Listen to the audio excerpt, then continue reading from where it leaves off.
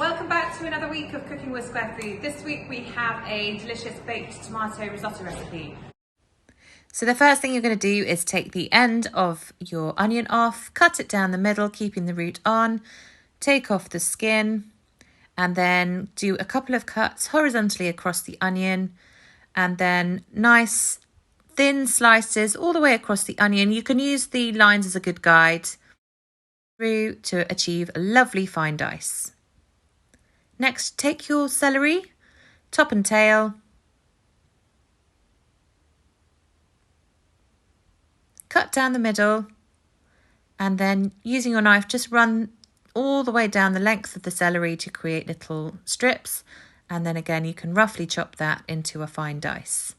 Next, take your garlic, take the woody ends off, give it a good bash with your hand or with a knife and take the skin off, roughly chop it.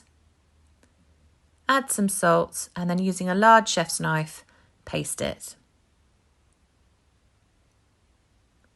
Add a good glug of olive oil to a oven-proof saucepan and add your celery and your onions.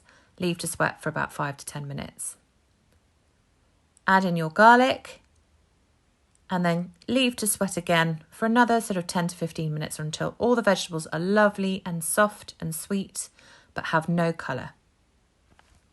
So after your vegetables have sweated down really nicely, you want to make sure it's sort of a good 15 minutes at least that you cook your onion, celery and garlic down for, otherwise it just isn't as delicious at the end. You really want to get that flavour in and make sure that everything is delicious.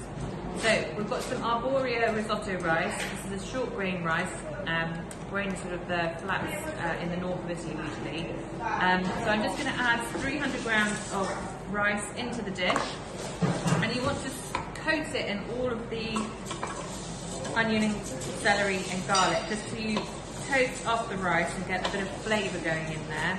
And then once that's cooked off for a couple of minutes, you're going to add in your chopped tomatoes and your stock. When you've added the stock and the tomatoes, bring everything to a simmer and then you're going to add in the lovely fresh herbs. Add some seasoning, give everything a good stir and then pop it in your preheated oven. After 20 minutes, take it out the oven and give it a really good stir and then pop it back in the oven for another 10 minutes. When it's ready, add in your butter and most of your Parmesan. Leave a little back for sprinkling on the top later. Give everything a really good mix up. You want to make sure that the butter and the cheese is really nicely incorporated and everything gets really delicious and creamy.